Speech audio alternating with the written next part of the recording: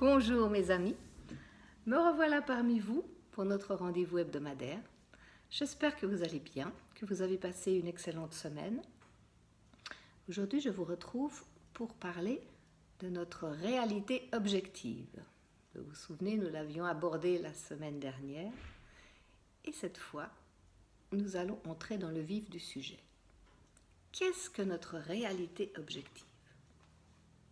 Eh bien, c'est la réalité que nous nous créons chaque jour, tout seul, avec nos pensées.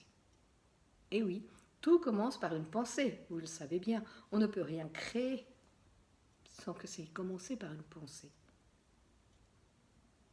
Nous pensons d'abord à quelque chose, puis ça nous paraît intéressant, donc nous y portons notre attention. Et ensuite, nous y mettons des intentions. Et ainsi, la machine est en marche. Nous commençons à créer avec nos pensées. Nous créons quoi ? Eh bien, notre réalité objective. Mais ces pensées-là, qu'est-ce qu'elles sont ? D'où elles viennent ? De nous-mêmes, bien sûr. Eh bien, nous créons avec ce que nous pensons.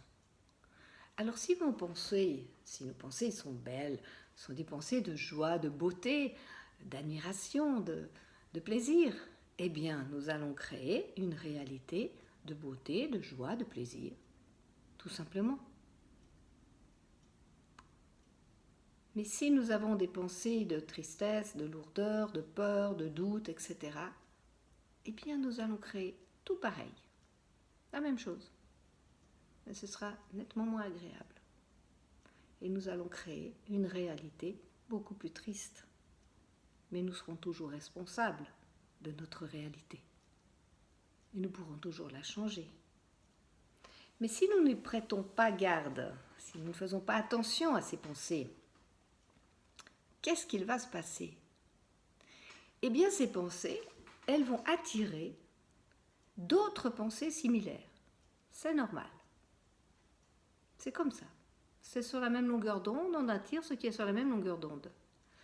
Donc ces pensées que nous allons attirer, qui viennent de l'extérieur, des autres, eh bien, elles vont se mettre ensemble. Elles vont s'agglutiner comme ça. Et qu'est-ce qu'elles vont faire ? Elles vont grossir et elles vont former ce que nous appelons des formes pensées. Forme parce que ça commence à prendre une forme. Parce que c'est important, il y en a eu beaucoup, donc ça commence à se créer. Et ensuite, ces formes pensées, elles vont attirer, toujours par cette même énergie, des ondes vibratoires qui sont sur la même longueur d'onde, nous allons attirer d'autres formes pensées. Et ces formes pensées, elles vont s'agglutiner aussi. Elles vont commencer à faire des gros amas, ça devient important.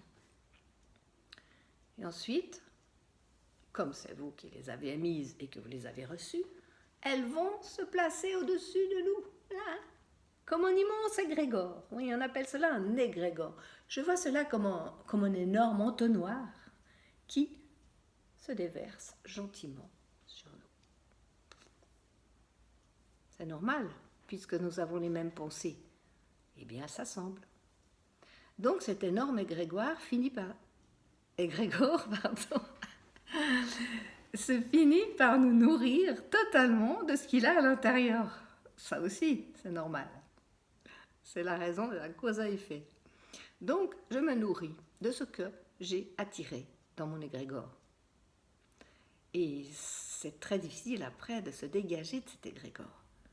Parce que ça descend. Ces pensées, c'est toujours les mêmes, elles descendent toujours. Et moi, je vais émettre les mêmes pensées, forcément. Donc, c'est une espèce de yo-yo comme ça qui se fait entre ce que je donne et ce que je reçois. Mais toujours dans la même énergie. Je ne peux pas aller chercher autre chose que ce qu'il y a dans mon égrégore. Alors, comment sortir de là ? Eh bien, en émettant de nouvelles pensées différentes. Mais je peux vous dire, ça n'est pas très facile quand l'égrégore est bien gros, bien solide. Donc, au départ, il est préférable de surveiller ces pensées. Qu'est-ce qu'on attire avec ces pensées-là ? Et où est-ce qu'on veut aller ? Qu'est-ce qu'on veut construire ? Si c'est les bonnes pensées, celles que je voudrais émettre pour construire ma réalité objective, mais ce sera parfait. Vous aurez au-dessus de vous un énorme égrégore qui va vous encourager et vous nourrir dans le sens de votre réalité. Si elle est belle, mais ça se fera tout seul. Vous aurez toujours des belles pensées, vous aurez toujours des beaux sentiments, parce que ça prend beaucoup de place et ce sera dominant. Vous comprenez? Par contre, voilà, si je ne veux pas créer tout ça, dès que je me rends compte qu'il y a ces pensées difficiles qui arrivent, qu'est-ce que je vais faire? Je vais tout de suite stopper ma fabrication. Là, j'ai fabriqué quelque chose qui n'était pas bon pour moi, mais pas bon du tout. Ça ne me rend pas heureux, ça me fait tourner en boucle, toujours avec les mêmes idées. Certainement, vous avez tous ressenti ça à un moment ou à un autre. On se dit, mais pourquoi j'ai toujours ces pensées-là? Mais ça tourne en boucle, ça me revient tout le temps dans la tête. C'est pas possible, je ne peux pas me détacher de ça. Eh oui, mais c'est ce qui se passe quand on émet des pensées à répétition. On attire les mêmes et elles se grandissent. Alors les pensées forment des formes pensées, ensuite des égrégores, et après ça tourne en boucle. On ne peut plus construire autre chose. Il n'y a qu'une chose à faire, il faut faire de la place. Il faut nettoyer cet égrégore, donc il faut commencer à prendre conscience que aïe, aïe, aïe, aïe, mais qu'est-ce que j'ai créé là? Ça ne me correspond pas du tout et je n'ai pas du tout envie de faire ça. Je voudrais me séparer de ces pensées-là. Première prise de conscience. À ce moment-là, on peut commencer à agir. Comment on fait? On met ça dans une bulle de lumière et on va créer de nouvelles pensées pour former quelque chose de nouveau qui me correspond bien davantage et qui va pouvoir m'aider à créer ma réalité objective comme j'en ai envie. C'est ça, il faut juste déjà en prendre conscience.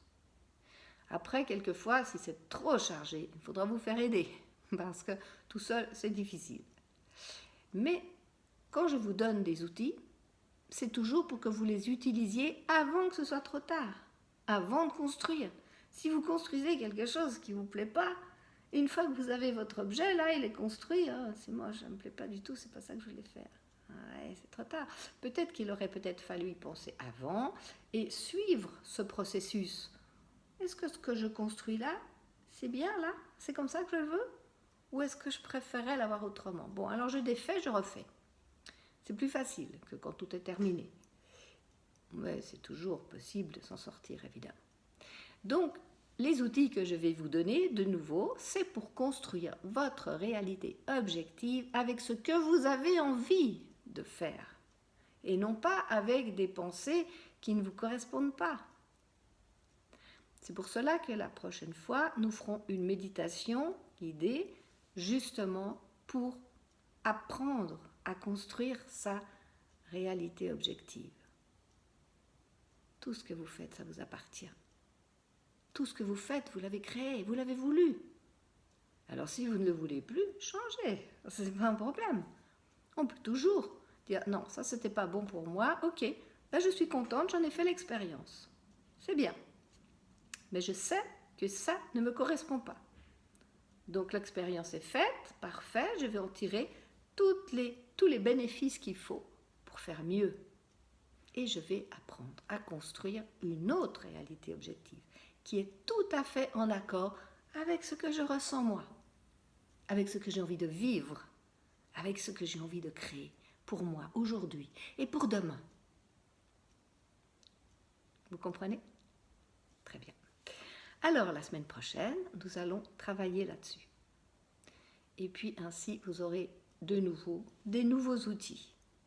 Mais de nouveau, nous sommes toujours sur le chemin d'Aliel. C'est un chemin initiatique.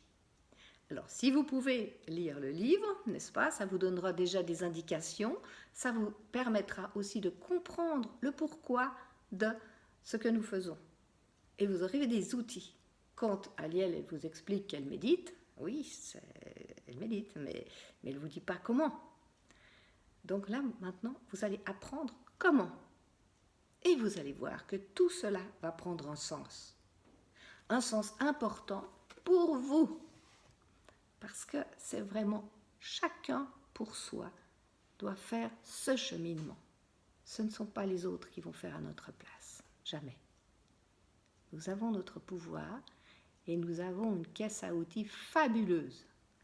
Il est temps qu'on s'en serve de tous ces outils et qu'on récupère notre pouvoir d'agir. Alors, réfléchissez bien à votre réalité objective pendant cette semaine. Regardez ce que vous créez, si c'est bon pour vous ou pas bon pour vous. Et la semaine prochaine, nous allons entrer dans cette méditation constructive. Je vous remercie de m'avoir écouté et je vous dis à la semaine prochaine. Merci.